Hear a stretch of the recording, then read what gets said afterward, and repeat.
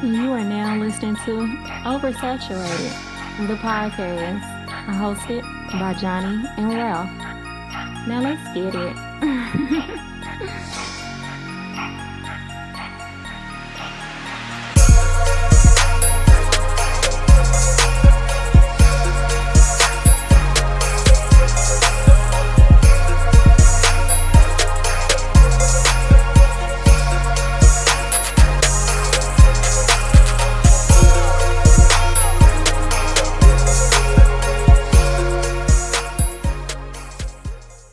Welcome to another episode of Oversaturated, the podcast, where we discuss music, movies, pop culture, and everything in between. I'm Johnnie. And I'm Ralph. Welcome to episode number 101. 101. I'm gonna give a, trying to associate. I'm just start doing AKA. So I'm Ralph, AKA Black Bonnet Boy today. Black Bonnet Boy? Yeah, I ain't bring my bonnet today, but Yeah, turn up. The lots on Flourish, man. I'm loving it. Hey, man. Took a while to get here, too. Hey, I'm loving it. New listeners, please follow us on all social media. Facebook, just search Oversaturated the Podcast. Twitter is Oversat Podcast. Instagram is Oversat the Podcast. And our email is oversatpodcast@gmail.com. And check out our website, oversatthepod.com. Anything you need to know about OS is there. Yes, sir. And if you want to follow us individually, I am the Mind Rap on Instagram and Twitter. On Twitter, I'm JON, 2 underscores, the letter B. On Instagram, I'm JBS_ESL_AAMU. Yep. My guy. Johnnie. What's up? How you doing, bro? I'm good, man. How you feeling this week, man? I'm feeling pretty good, man. It's been a pretty good week. Work was real quiet, so that was great. I was able to get some things outside of work done. Had a pretty productive weekend. The sun is shining, so it's time for me to start cutting my grass, and I'm not really that happy about it. But it is what it is. Hey man, he's sitting on acres. That's why he don't want it. Don't do that. But the yard is a little bit larger than I'm used to. Like for the last few years, I've been paying somebody to cut it, but I'm trying to cut back on expenses. I'm trying to get out of as much debt as I can. Hey, say less. Man, listen, Less, bro. It's real out here. Yeah, man. But no, man, I'm cool, man. Just taking it easy where I can find those pockets where I can kind of get rest and things like that. I think I'm overexerting myself for real. Like I'm getting to that point where I think I'm reached burned out, and I haven't had a vacation in so. Me and the wife got, shot one. So, so you know what I'm saying? Shot two on the way, and then let's go. We got it. So said, baby. you gotta do something, man. Because I think it's starting to hit us because, me and you talk about it, but listeners, if you listen to OS, this is nothing new. Right. Me and my wife, we got engaged in 2019. Mm-hmm. We shut down everything to get in preparation for the wedding, and then we were supposed to get married last year. We did obviously, but Corona. Yeah. So that shut down anything that we had planned. You know what I'm saying? Yep. And then now we're into 2021. It's still more of the same. It feels like, but it seems like everyone is still kind of. Everyone is. I think everybody's just like, I'm out here now, and that's fine. Right. You know what I'm saying? But I'm gonna protect myself. I've done the most research I could possibly do on the vaccination shot. I'm not encouraging anybody to get it. I'm cool. Listen, it's literally your decision. You don't have to. Yeah. But if you want to, but I just want to feel like I'm protecting myself and the people that I'm coming into contact with. So we're doing that. And that's about it, bro. I mean, I've been in the gym. I'm trying to, man. One thing that humbles you, looking at you on YouTube. I be looking at that I be like, fam, let's go. Hey, you been in the gym killing it too. And you killing it with the reels, all that shit on like social media and stuff, TikTok and all that. I'll show you the way, man. For real, cause I saw a video of some girl. Mm-hmm. She recorded herself recording a TikTok, and she was like doing all the different transitions and stuff. And I'm like, whoa, this is way too much. Yeah, but way too much. It'll help you step up your social media game. Well, I know, you can get on TikTok, just don't do the dances. Now, if you want to do the dances, that's probably the quickest way to go viral. My shoulders and arms don't work that way. Our dances are not TikTok dances. We will not go viral. We use our own body. We discussed that. We did. We discussed that already, so yeah. We not Dr. Strange already. That's all I'm saying. Right. But no, really quick, we got to do some housekeeping business. Shout out to the Scenario Radio Show. Yes. Yes. Shout out to them. Got those guys. They had us on. We had a great time. Man. Yesterday, that episode will come out. I think they said Tuesday or Wednesday. Tuesday or Wednesday this week. Something like that. But just if you already follow us or follow Oversaturated and Large, you'll see the promotion for that. So shout out to those guys. We were extremely humbled to be on. We talked our what on that platform. You know, it was a great conversation. It was a great conversation. So man, they reached out. We was like, sure. Yeah, shout out to them for reaching out to us to be on their platform. We really appreciate it. We look forward to chopping it up with them again. And you can find them on pretty much anywhere you listen to OS. You can find them Spotify, YouTube, Apple Podcasts, all that good stuff. So that episode will be out this week, and I can't wait for you guys to hear it because we had fun. It was dope. Yeah, it was dope. So what we doing off the dome? Off the dome. Which you want to go first? You got it first. Okay. In hip hop and rap, there are a lot of people, a lot of figures that you don't really mess with. You don't really mention them. And I'm not talking about rappers. Okay. I'm talking about figureheads, right? Yep. People that are considered boogeymen. You leave them alone. Okay. Who's the first person that comes to your mind when you think of a rap boogeyman? The first person that came to my mind. Mm-hmm. I mean, and maybe this is a recency thing, but Kendrick Lamar. I feel like a lot of people don't really want to rap. Well, okay, I should have prefaced that a little bit better. Okay, when I say that rap boogeyman, I'm not talking about no rapper because you know what I'm saying. I'm talking about people that run up on your goonies like that. When I say rap boogeyman, that's why I should have said no rappers. Like people that it could be a rapper, I don't know, but if you mention them, just know. True. You said it, I did. Hey, listen. First person got the book. Hey, I've heard stories and listen. I seen him when he pressed Arsenal during the battle. Like I seen him. You said you ain't no shoes. Yes. That's your man's. I saw it. I seen it. But no, Trick is definitely one of those guys. Definitely like a gatekeeper in the city of Detroit. Like if he say you ain't good, you're not good. Rick Ross cannot go to Detroit right now. He's one of the ones on the no-fly list. That's crazy.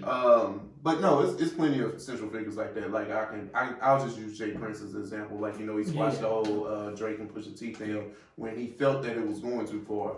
Jay Prince is obviously protecting Aubrey, but we off that. We're not gonna go discuss that. But that's just Jay Prince is somebody that you do not mess with. Word. But there are plenty of rap boogeymen though. Yeah. Man. Yeah, Trick and Jay Prince definitely top 5. Easily, because they still doing it. Man, it's like in 2021, those are still men that you have to check in the city of Houston and the city of Detroit for. Like that, if you got something going on. Man, talk about OGs. Like, your OGs. Easily. Like, man, easily. Triple OG. Yep. All right, so from my off the dome, real simple. Mm-hmm. What's your favorite black cookout game? Like, you picnic with your family reunion, all your people getting together. What's your favorite game to play with your people? Oh, my favorite game, like at the cookout, like outside, like it's a combination of things. It depends now. Okay. Now, I learned how to play spades after the age of 21. So spades is fun, but I don't gamble. So I don't have that fear of playing spades. I'm just playing for fun. Yeah, like, I know how to play, so I'm cool. You know what I'm saying? But other people gamble in this, there's levels, right? Yeah, right. Now spades is fun to me. Now Monopoly is a little different too. Like we play, and that's like a game. I'm not thinking like at the cookout, like, cause sometimes we be in the house playing Monopoly. Mm-hmm.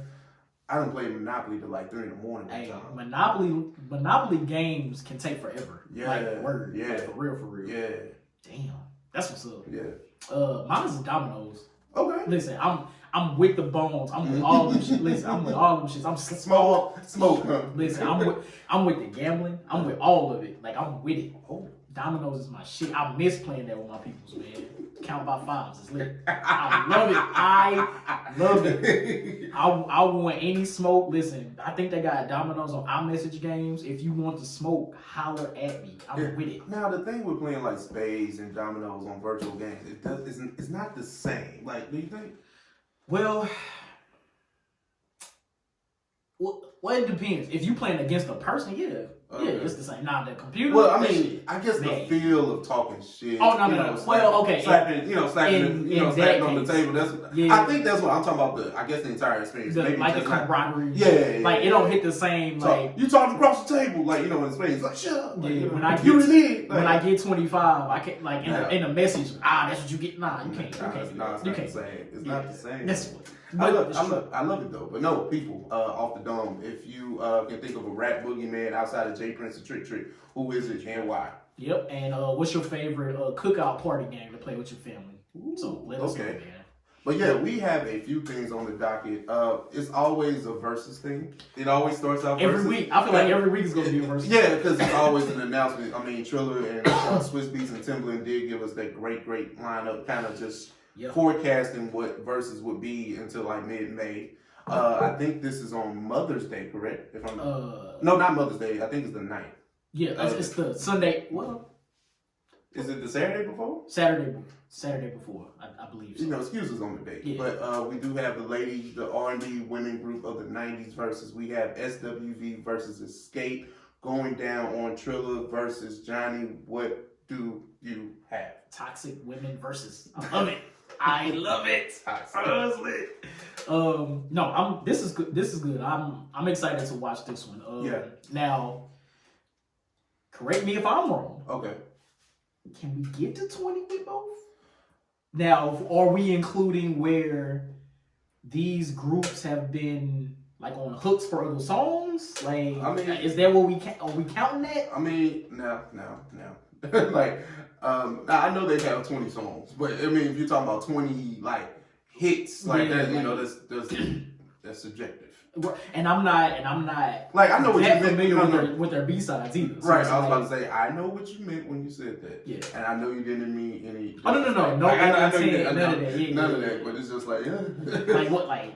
Now this is the thing. I think Xscape has the more consistent songs, but SWV has the bigger songs. So I don't think this is really like SWV is gonna clean them up, 15-5. I don't know, but it's just I think SWV clearly has the bigger songs. Got you. It's a celebration. It's like we getting past it being like a tit for tat thing. I think we've been past that for a minute. I ain't gonna lie to you. I ain't gonna lie to you. It really is like even back when we were really counting it as an artist versus an artist or a group versus a group, it was still a celebration then. But I think, at least for the general consensus, at least in my opinion, we've gotten away from it being an actual battle between, who has the better songs, stuff like that. Yeah. Like, it really is just a big playlist and we enjoy the music. Yeah, because that is something that you just tune in, you just rock out. Don't even worry about a scorecard, my guy, because it's not going to work. Exactly. I mean, because I think people, if they just like Xscape, they just like Xscape, and if they like, SWV, I think the guys are more gonna rock with SWV. That's me personally. Cause they got the up tempo joints. I mean, and then you got a Michael Jackson slip. You know what I'm saying? That's undeniable. You know what I'm saying? If we were scoring, that's a point. Yeah, if we were scoring, that's a point. Oh, that's 5, man. 5, man. I'm just saying, bro. Like you flip human nature into a New Jack Swing. And they let you. Michael Jackson didn't let you. You cleared that. Well, I mean, that's Teddy Riley's doing, man. Teddy good. Teddy good with Mike. True. Teddy's great with Mike. So Mike, all right, you got it. Fire. And then Young for Real on the beat, man. There's so much history on it. All right, I'm done. But I am looking forward to them telling stories behind songs, how songs came about, and stuff like that. Yeah. That's one thing I really look forward to during verses, like the storytelling. Yeah, and I think that's part of what everybody enjoys about verses, especially if you're especially if you love the artist. Word. I think it's just enjoyment. But somebody brought up a good point. Is Tiny gonna be there because of the whole thing with T.I.? Oh, hey, listen. Valid question. I told you I saw on Twitter somebody said we ain't seen or heard from T.I. or Tiny in weeks. They did that shit. That shit's hilarious. I didn't say it. I saw it on Twitter. That's all I'm saying. Next topic. Since we're discussing black women excellence, let's just stay here with Queen Issa Rae. Queen Issa Rae inks an 8-figure film deal and television deal with Warner Media is actually going to be, she's going to have exclusive content with HBO Max, that type of thing. The season 5 of Insecure is coming, so now she can focus on other endeavors. Johnny, what do you think? This is beautiful. Issa Rae just continues to level up in front of our eyes. Like she just celebrated the 10-year anniversary of Awkward Black Girl, which she did not a GoFundMe, but like a Kickstarter or something for that she put on YouTube herself. Wrote the scripts, filmed it herself, did everything herself, and she just celebrated the 10-year anniversary of that. So 10 years later, for her to be able to sign this type of deal. Valued at $40 million. Value. Now, she did put out a post on social media saying, I would never disclose, any of my financial endeavors. Like, she was saying, I would never tell y'all how much I'm making in a deal, basically. So, but I still think that shit worth 8 figures. But, so shout out to Issa, man, because this is dope. Yeah. This is fire. But yeah, I mean, and she's currently filming, obviously, like we just said, the 5th and final season of Insecure, the 2nd season of Black Lady Sketch Show. That's coming out next month. Oh, it is? The 2nd season, She has upcoming television projects, including the docuseries Seen and Heard, a backyard wrestling drama, Trey CNT, with Dwayne Rock Johnson, who we'll talk about later in the show. Comedy show called Rap Shit on HBO Max with City Girls. Okay, they like the story. And there's a Set It Off remake in the works. That last one I did not know about. I didn't know about. Interesting. Listeners, we need y'all help. So I sent out a tweet a few days ago to Issa Rae, actually before this was announced. Telling her like, hey, if you need a podcast or any of your upcoming productions, holler at OS. So I need y'all to find that tweet. I'll retweet it. And just send it to her. Tag her in it because, we trying to be out here. Trying to be on film and whatnot. So let's get into this because I think it's comical, right? I think it's a good joke. Issa does comedy. This is comedy, right? Okay. I like what you did there. Mount Westmore is the project that we're talking about. If you're not familiar with that, we have West Coast legends that are coming together to give us a rap project. We have Snoop Dogg, Ice Cube, Too Short, and E40 form Mount Westmore supergroup. Announce a debut LP. Johnny. All right, man. I saw this and I was like, wait, really? I feel like we've heard announcements of supergroups before and they never dropped anything. I'm hoping this is just an announcement. Now, granted, I think all of them might be over 50. Oh, easily. Yeah. So at this point, they really just having fun. Like, there's nothing to expect from this. Like, literally nothing. There's nothing to expect from this. Now, Too Short has come out in an interview recently with DJ Vlad saying that they have somewhere in the neighborhood of 50 songs recorded. Johnny. Like all together, like all 4 of them together? When the heck? Well, I'm not sure. Okay.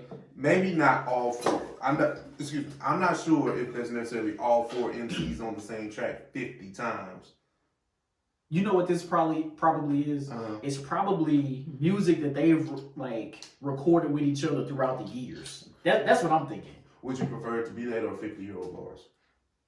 50-year-old, or just, them in their later year bars, It's like, if it's music that they've recorded throughout the years, is it going to sound dated? Like, what are they talking about?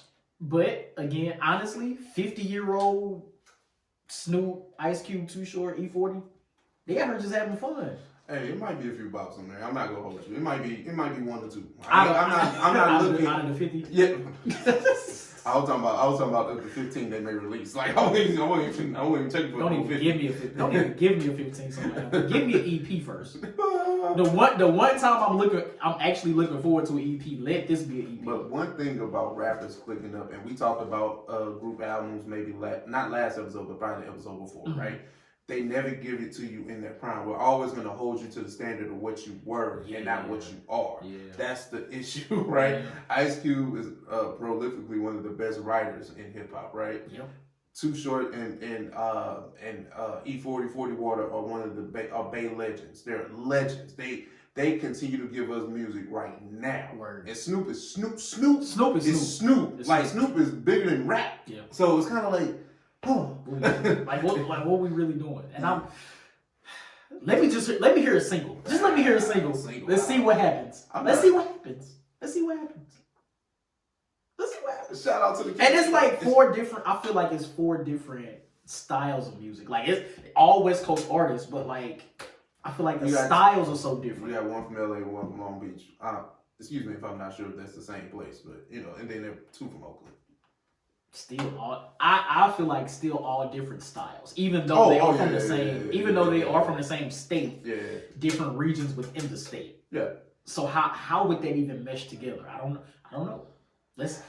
I guess only time will tell. But honestly, do you really think they're about to put out music? Like they announced it, but do you really think it's music coming out with these 4? Yeah, I do. I really do. Because Too Short and E40 always working. Oh, word. Cube and Snoop really do like other stuff. Like they're more brand heavy than actual music. 100%. But if E40 and Too Short say they got some music coming, I believe it's some music coming. Like E40 Rock just dropped a 2 disc album like the other day, didn't it? Or something like that. This year? Did he drop some music after the verses? I'm not even holding you. No, low key. Too Short and E40 put out a song. Yeah, they released a song. They put out an album. They did. I didn't listen to it, but I'm not either. But I'm just saying. I remember that. So with that being said, and Too Short came out and said we got over 50 songs together. Oh, it's facts. This is not a bluff. But low key, the single that E40 and Too Short put out actually wasn't that bad. Listen, the music is they're not horrible. Right? Yeah, it's just. And then honestly, I would say this: Too Short and E40 would say the album. They're nowhere near being the best rappers between Snoop and Cube, obviously, but they continue to stretch that rap muscle more than you think, right? Yeah. It's like if you don't lose it, they fit. I mean, if you don't use it or lose it. Yeah. Use it or lose it, basically. Yeah. E40 and Too Short, they fit. They're fit in the music game right now. It's like they can make songs right now that still slap. Yeah, I can't say that for a Snoop rap song right now. I can't. It's definitely not a Cube rap song. Nah. What's the last Snoop rap song? What's the newest, the most recent? I don't even know. I'm not gonna lie to you. Rap song. Well, he dropped the album I want to say maybe in 2018. It was decent. Like, I'm not saying it was good. You know, I'm not saying the album was great. But he was rapping. He was talking about how he forgave Suge and all that great stuff. Got you. So I remember that. And I'm not sure if it was 2018. It was definitely in the realm of us doing podcasting. Yeah. So I know it was at least that recent. Got you. That was the same year Silk the Shocker dropped, right? Probably. Probably. I only remember that because you said the album wasn't that bad. I remember. Yeah, it's not bad. Like, I've heard worse. But speaking of rappers, legends doing historical great shit, right? We have Marshall Bruce Mathers, aka Eminem, who recently had a Billboard milestone. His album, Curtain Call, which is the greatest hits album, we have to preference that too, is actually the first hip hop album to be on the Billboard 200 for 10 years straight. 520 weeks. Johnnie. That's insane. Mm-hmm. Now, okay, so the first thing I thought about actually with Curtain Call being a greatest hits album, my question is, how does that work? So like, okay, a greatest hits album, right? Which means you're pulling the greatest hits from your other albums. Well, I would say this, right? It came out in 2005, and I would say, now correct me if I'm wrong, this is just my opinion, right? I would say that Lose Yourself is Eminem's biggest song. Oh yeah, because it was tied to 8 Mile. It was an 8 Mile soundtrack. Yeah, 8 Mile soundtrack, and then you have to think about how many times that song is played at sporting events. Even still today, actually. Sporting events. So like when you make songs like that get to stadium status, that does keep you in the level of relevancy. So people are gonna always seek out your music because they heard it at a basketball game, baseball game, soccer game, football game. Like, I think that's just my level of thinking with that. Not to say that Eminem's, Curtain Call couldn't do this, but I think that you have to look for certain outliers. So you're saying that this album was able to stay on the Billboard for 10 years because of the song Lose Yourself? Well, that's one reason. Outliers, not one reason, but Probably you gotta look at something. It makes sense, and that's probably the main reason. Probably the main, yeah. Because I'm looking at, you know, obviously what we consider Eminem's greatest hits to be according to this. Mm-hmm. Hey man, listen, I think so. Okay, so definitely Lose Yourself. That's definitely probably the number one reason. Nice, baby. Stan is probably second. I would say second. Let's see. Maybe Cleaning Out My Closet. Maybe. Let's see. What you think, Renegade? You think Renegade could be a reason why? Even though Renegade was one of those big songs that it was a big song because it was Jay and Eminem, right? But it wasn't necessarily like the biggest, craziest single. Mm-hmm. It was just big because of them, right? You know what I'm saying? That's true. If that makes sense. That's true. Okay. It's like there's no video for it, but you heard it on the radio. Everybody knows Renegade. Right. Okay. Got you. Possibly The Way I Am. My personal favorite, which I don't think this clearly isn't the reason why, but Dead Wrong. Oh, I thought you were about to say that shit with they dog. I knew it was coming. I was like, please don't mention this, please. We're doing good. I'm having an Eminem discussion. No, I'm trying to not bring that up. I'm trying to push the conversation. I'm having a civilized Eminem conversation. And that is not a personal favorite song. Okay. It's not. But the Ed Sheeran shit? No, I'm joking. I do like that song, but it's definitely not. That's not why we're here. That's not why we're here. But that's fair. Man, shout out to Eminem. Oh yeah, that's to have an album on the Billboard 200 for 520 weeks. Mm-hmm. It's insane. 10 years. The only hip hop album to ever do something like that. Yeah, that's the only hip hop album. I think Drake has done that, but it's like because of his heavy features and songs and just, you know, a decade of dominance. Yeah. But when you're just talking about one singular album from one person being to be able to chart for that long, that's very remarkable. Yeah, to be in the conversation with Pink Floyd, mm-hmm. Bob Marley and mm-hmm. the Wailers, Metallica, mm-hmm. and Guns N' Roses. These are the other artists that have been on the Billboard for 520 or more weeks. Mm-hmm. And that's crazy. And that's the only rapper to do it. Well, I mean, it makes sense. Eminem I think he's obviously the biggest seller in hip hop period. So Yep. Yeah, so yeah, it makes sense. Shout out to Marshall Bruce Mathers. I learned that from you. You got it. Well, we got another rap king we got to talk about. Nasir Jones, King Jones. Nas's Illmatic has been inducted into the Library of Congress. It's a feat that, you know, rare rap albums get that recognition. Mostly because I think the criteria is that it has some type of cultural significance. Okay. So they deemed this album to be culturally significant enough to be added to the National Recording Registry. Yeah. So along with Janet Jackson's Real Nation, but shout out to Miss Jackson on that, you know, legendary, great queen, you know, all that great stuff. But let's focus on King Nas and this induction, Johnnie. This is fire.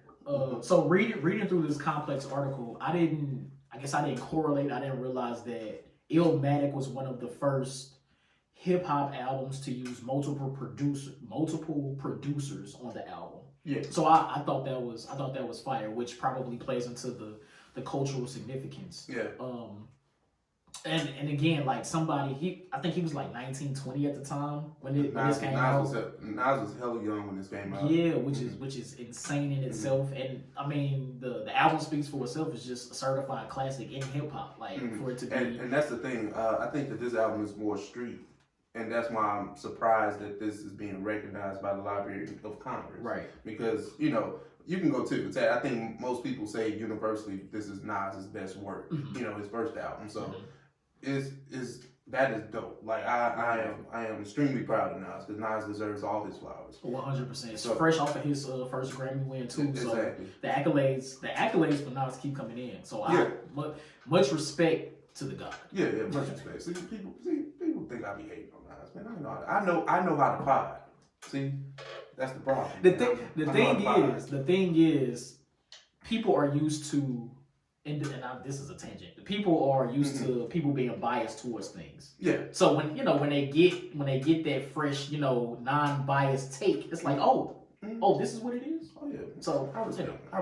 I love Nas, man. Nas is an individual. He's great, man. Now, correct me if I'm wrong, and maybe I just pulled this out of nowhere. Doesn't Jay-Z have an album in Library of Congress? Oh, we still get to that, but no, I'm not turning this into a Jay-Z. And it's just me thinking. I was gonna say Nas's Illmatic has been added to the Library of Congress. Let's go through these other projects that have been added too. Which we talked about this because this happened during the time that we were potting. Jay-Z's Blueprint is in there. Okay. Dr. Dre with The Chronic, Run DMC with Raise the Hill, NWA with Straight Outta Compton. Nice. De La Soul, 3 Feet High. That was surprising to me. That's okay. Yeah. That's Lauryn Hill with The Miseducation. Okay.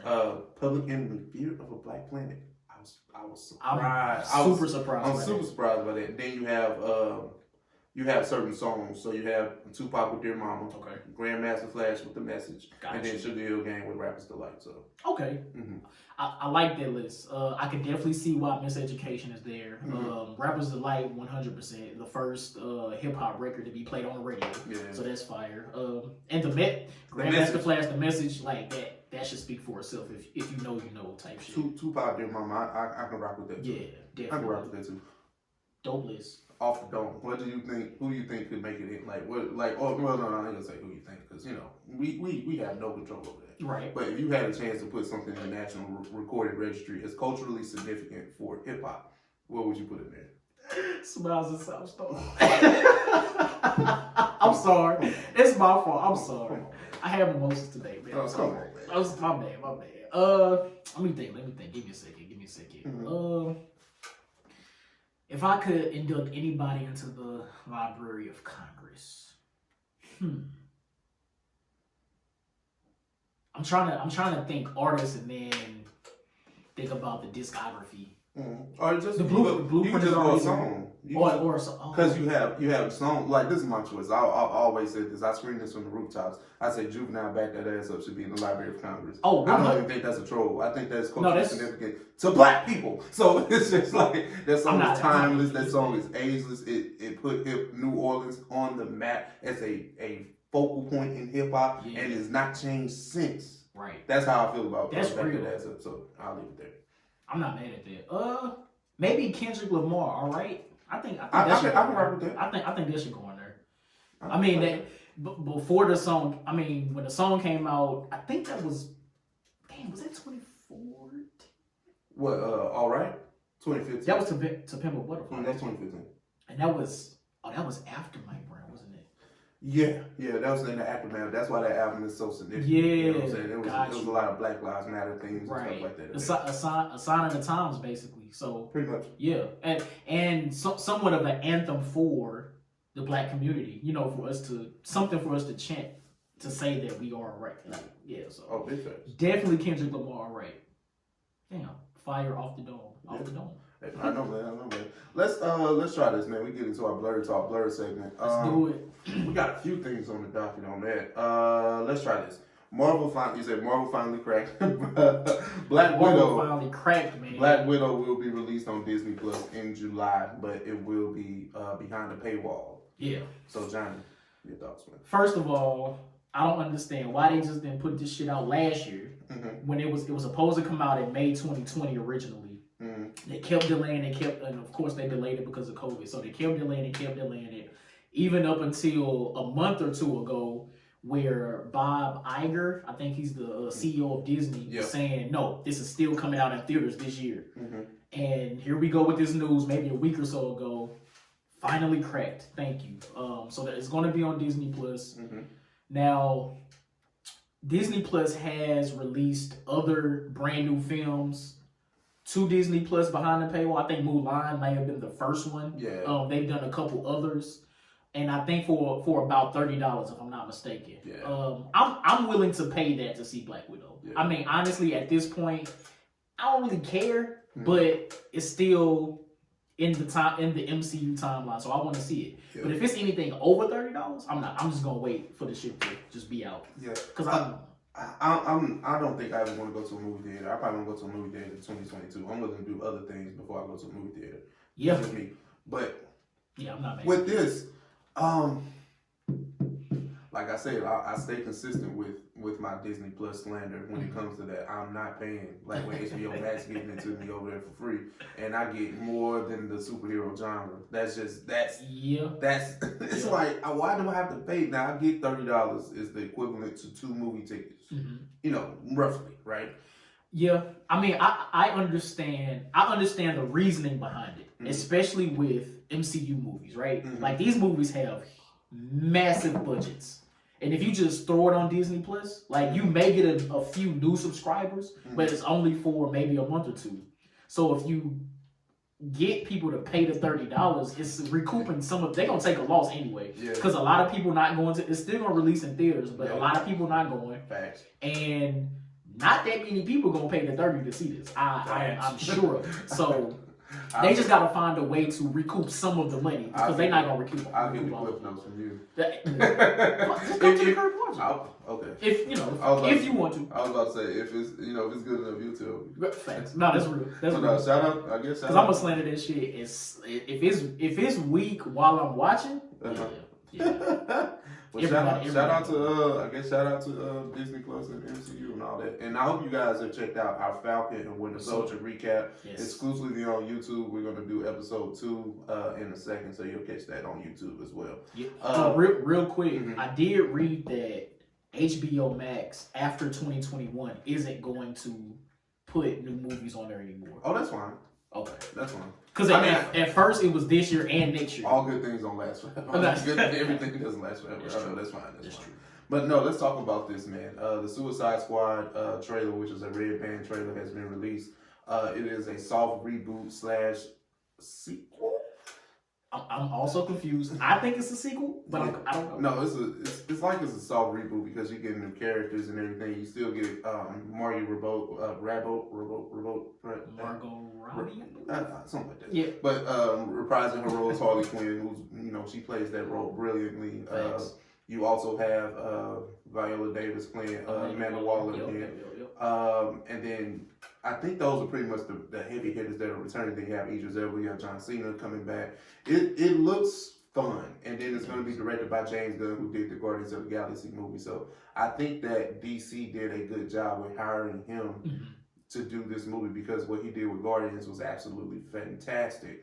Because you're taking a movie about D-list people that nobody really knows, and you have to put this out there and and make it work. So you got the Guardians of the Galaxy director, cool, right? So Johnny, what do you think? Man, so the only character that I know that's a part of this Suicide Squad, well, besides Harley Quinn, is Captain Boomerang. He was in the first. He was in the first one.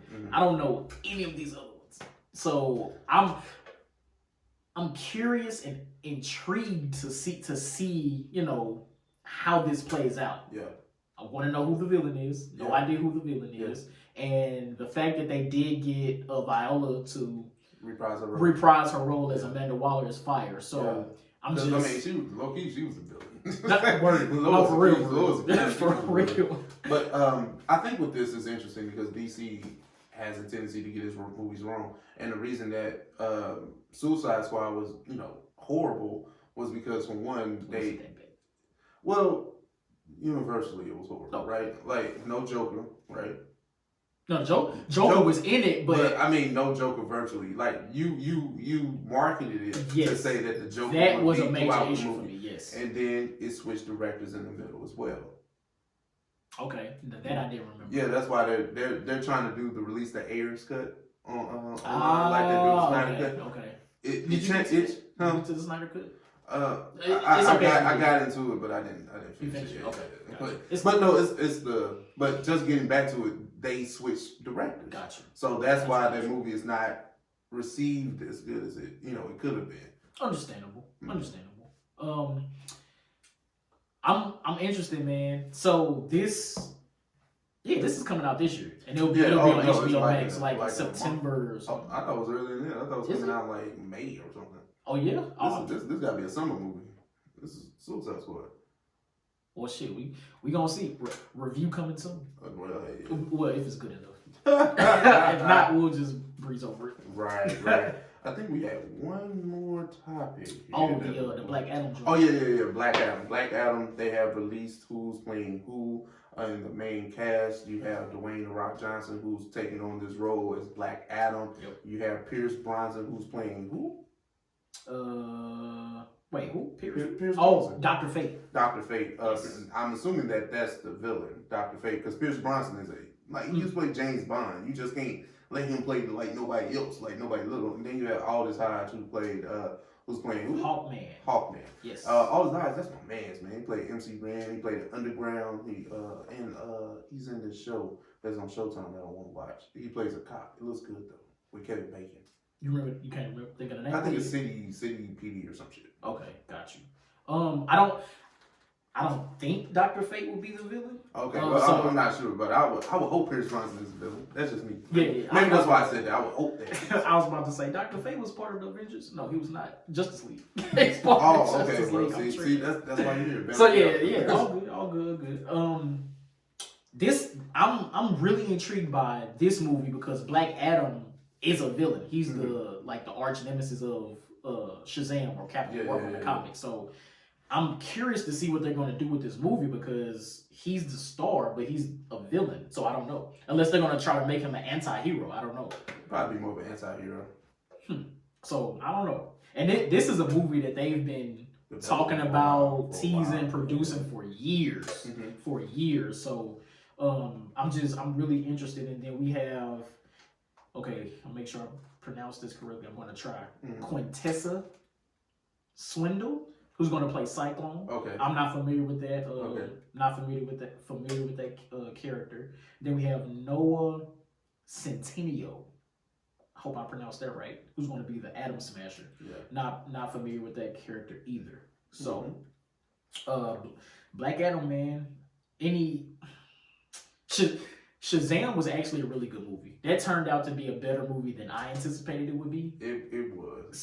It was actually a fun movie. Yeah, it was. I'm not gonna hold you. Like at first, I was like, man, that's look, yeah. I was ready. And I watched it. I was like, okay, this is delightful. Right. This is not bad. So yeah, I'm very interested. I hope there's a Shazam cameo in here, but we'll see. Yeah, we'll see. But no, man, that pretty much concludes our blurred segment of this episode of OS. Should we get into, I guess, that other discussion, or did you want to do song of the week first? Now let's get into the discussion. Okay. Maybe we can do something. Gotcha. Yeah. Well, recently on the Joe Budden podcast, if you're familiar, we're big fans of Joe Budden and the podcast and everybody on there, obviously. But there's been a little bit of disarray that's going on between the three main members, Rory and Maul and Joe. It seems that there was some type of misunderstanding from what's being broadcast. We don't know the inner workings. We don't have, we would like to think we had inside knowledge. Right. we would like to think that. But we'll just kind of turn this into a conversation mostly about friends and business and see where it goes. But definitely when Joe, first when you tune into Joe Budden's podcast, you tune in for the banter between those three. Right. Parks is there, but I don't think people turn on him for Parks. Parks got a Parks side. I'm about to say, I feel like at least the last maybe year or two, Parks has definitely become a main staple. So I would say it's the four of them now. Yeah. Now he sits off camera, but he's still, real vocal when it comes to the conversations and things like that. So Parks definitely has a hive. Okay. That's why I scaled back. I had to think about it. I was like, Parks got a hive. Yeah. But I think as the podcast grows, you just have a clash of egos, and necessarily, I don't think, nobody wants to be considered anybody's little man or work for anybody or things like that. But Joe explained pretty much that there was a misunderstanding or a mishandling of situations. But I didn't read too much into it because I don't listen to the podcast all the time. But when I do, I check out the clips on YouTube. Yeah. So it's really like an abbreviated moment. So if there's any tension or anything like that, I probably miss something like that. Yeah, so I do listen to them twice a week. And I usually get through the whole pod. Now I can say, at least for the last 4 months, there has been some real tension, in my opinion, between Joe and Rory. Now, they have a different type of friendship. They joke with each other. They always talk about how my hands work and we can fight. We can step outside and fight. But I feel like that has been ramped up in the last few months. Yeah. I don't know Rory. I don't know any of them, and I don't know what goes on outside of the pod. Yeah. But I feel like there are a lot of things going on in their individual lives that they don't really communicate on. And Joe kind of alluded to that on one of the last episodes. It's like what he was saying was that he was talking to Rory off mic and was like, you know, I don't really know what's going on with you outside of the pod. And to my knowledge, they were friends way before doing the podcast. Yeah. And Rory made a comment to Joe like, well, what if we not friends? Mm-hmm. So I'm like, oh, that's wild. So Joe is like, okay, you know what? Maybe you should take some time off. Like, I don't know what's going on. Maybe you should take some time, you know, be to yourself, regroup, you know, what vacation, whatever it is you need to do, and then come back refreshed. Yeah. That's my interpretation of what happened. Well, I mean, because that's what's being reported. Yeah. So I don't know from there how things went left, because I think that's how we got to where we are now. Well, it's interesting because with that whole dynamic, right? I mean, it is Joe Budden's podcast. It's really Joe Budden podcast with Rory involved on the logo. Like, that's, I mean, hey, it is what it is. And that was something that they did when they rebranded the podcast from I'll Name This Podcast Later. Right. So that was something that they willingly signed up for. So it's always going to seem like Joe is the boss, even though business-wise, it may be a four-party split, but I would think that Joe probably still takes the blunt, more of the pie. Yeah, he probably owns more of the name, more of the business. And I would understand that being kind of like the late editions. I think Rory's been there obviously since the beginning, right? Maul was the one that had the late edition. Yeah, so initially it was Joe and a chick named Marissa, and then whatever happened between. Well, I think they brought Rory in with Marissa, and then Marissa left, and then they brought Maul in. So it's just been them three and Parks. So that's how they built what they got now. And I'm going to assume that behind the scenes, maybe there was a tiff about ownership percentages, because I really don't see any other way or any other reason for them really to be arguing, especially if they were, they've been friends for hellas. Joe and Maul have known each other for hellas. You can hear Joe shouting out Maul on Padded Room or some shit. Like, they've been friends for hellas. So I can't imagine why they even got to this point if it wasn't for, like, money or anything like that. I don't think it's the money. I think honestly that they're eating, I don't know, I'm assuming. Excuse me, that they're making enough financially off of the pod and their image and other avenues to where they, okay. According to Joe, and this is just from the most recent episode, all of them are making more money than they would have made if they stayed at Spotify after their 2-year deal. Joe said it, not me. I'm not saying we this. have yet to hear the other parts of this story. And I think that's where it kind of gets a little hazy, because even Maul and Rory have been, 0 dark 30 as far as social media activity, as far as I've seen. Right. I know Maul and Mouse Jones had a little back and forth, but that was about it. Okay. I missed it. Yeah.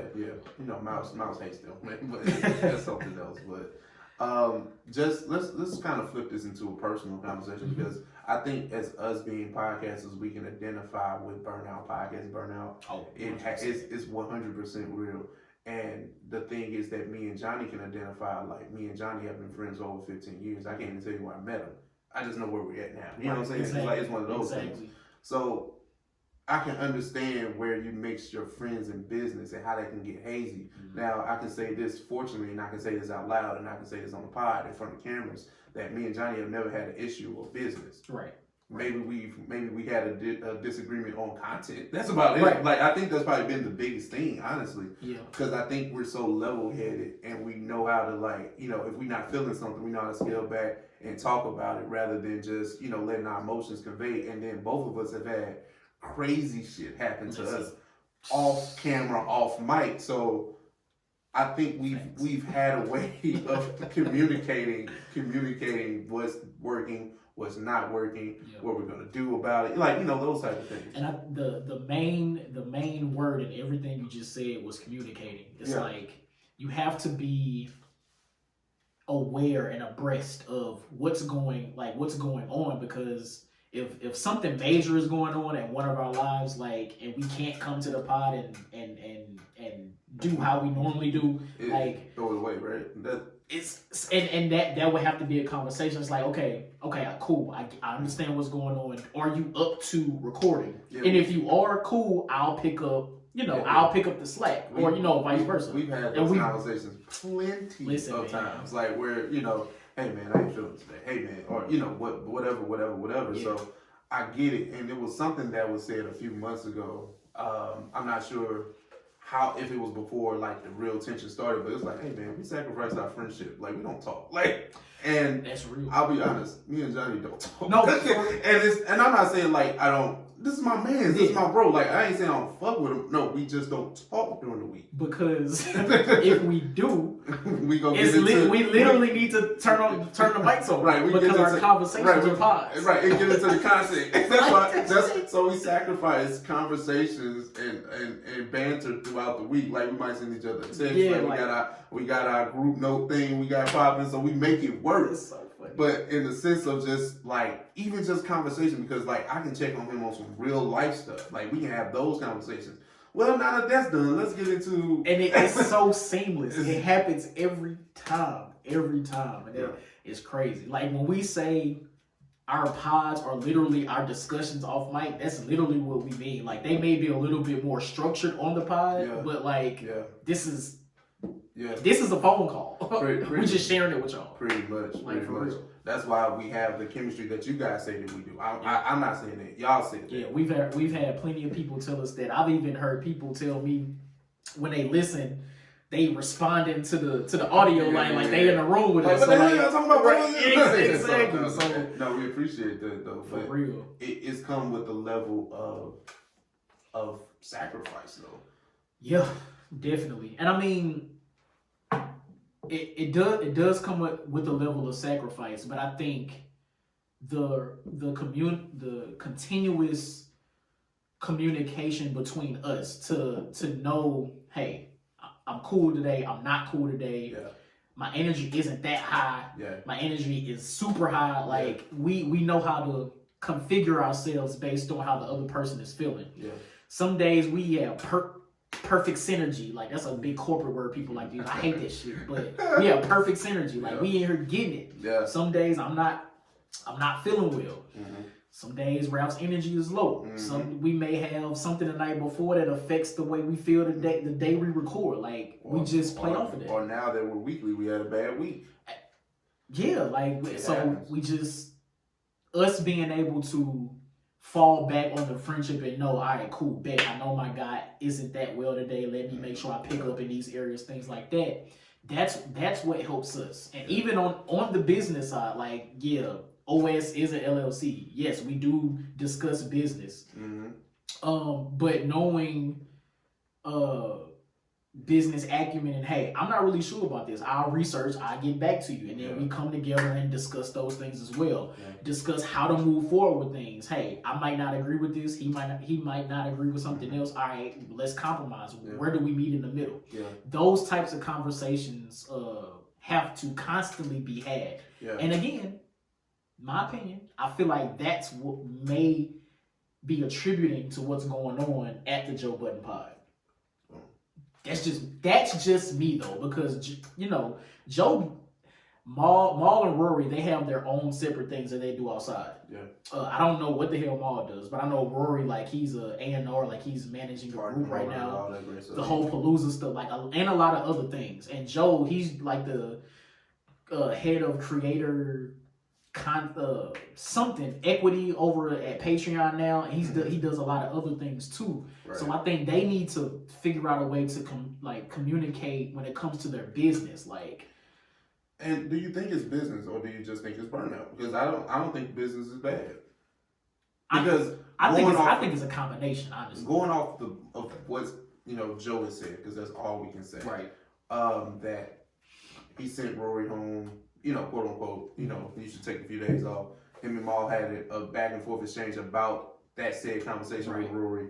Who are you? And then maybe other feelings had came out about whatever that had just been built up. So I don't know if it's necessarily business or money. Maybe it's just, well, maybe that is business. So no, maybe I have to skate back on that. Maybe. Listen, ultimately, it's none of our business. It's none of our business. It's really not. But the fact that Joe went on the pod to talk about it, it's like, damn. So now we know. He kind of had to because you think so? Well, look, think about it like this. For one, you just show up with Ice. Nobody sees Ice, and then, Ice is on the pod, and I can't remember. Savon. Okay, so Ice and Savon, and I think they started mixing it up. I haven't checked it out, so I wouldn't know. But just with that being said, you can't sit here and say like, it's somebody sitting in Maul's spot. It's somebody sitting like you got to explain that. Yeah. All Joe had to do was say Maul and Rory are on vacation, which he did initially, but then he went deeper into what was going on. Like they miss vacation is a week. Listen, when you own the company, when you own the network, vacation is however you allow it to be. That's true, but I think it was like if they on vacation then Rory's like posting pictures in Antigua or some shit. You know what I'm saying? Like staycation. Yeah, okay, yeah. Vacation is like, okay. Well, he's really on vacation. Yeah. I'll say this. Whatever is going on between them, I hope their friendship is preserved because before all this pod and shit, they were friends. Yep. So Joe Budden podcast could stop today. I hope that they are friends. OS could stop today. Me and Ralph will continue to be friends. Yeah. So that's what I hope for them. Yeah. I just hope that, like you said, I just hope that, friendships are preserved and, hopefully that if this is the end, because, you have to start having those conversations too. Yeah. The run. They have had it. The run was crazy. Yeah. And you think this can be something that they can bounce back from? That's something I wanted to ask you. Yes. In the pod sense, not the friend stuff, just in the pod. In the pod sense? Can they come back? Pod. Yeah. 100%. Okay. And hopefully they do. And if they do, I feel like their numbers and all that shit is gonna be bigger than ever. Yeah. People have said that this is a roll. I was about to say the smallest inkling of my brain says this shit, they rolling something out. Something crazy. Because they just started their Patreon shit. Like, now they not doing Patreon content. Or maybe not as much Patreon content. I was just like, I'm not praying on anybody's downfall. I wish the success to everybody. That's, a like and, and well wishes are free. You know what I'm saying? Like, that's all I hope for anybody. But I don't know, man. If this is real, that's crazy. I don't know, man. This might be... If it really is over with the Joe Budden podcast, we watched the rise and fall of an empire, literally. Empires crumble all the time, and they crumble from within. They never crumble from the outside. Definitely. So that's why I said what I said. You know what I'm saying? Yeah. Damn, that's crazy. Well, shout out to the Joe Budden pod, man. Hopefully everything works out for the best. Yeah. Shout out to the JDP, but we're about to get into Song of the Week. Yes. YouTube, we appreciate you guys for sticking around. If you are new to the channel, make sure you subscribe, hit that notification bell, hit the thumbs up on this video, and we'll catch y'all next week. Peace. All right, so Song of the Week. Shout out to Nas. I'm going New York State of Mind because this is one of my favorite Nas tracks. Let's get it. Let's go.